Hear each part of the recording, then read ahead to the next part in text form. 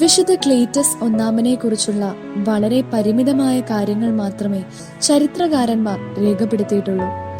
വിശുദ്ധ ക്ലീറ്റസ് തിരുസഭയുടെ നേതൃത്വം ഏൽക്കുമ്പോൾ വെസ്പിയൻ ചക്രവർത്തിയായിരുന്നു റോം ഭരിച്ചിരുന്നത്.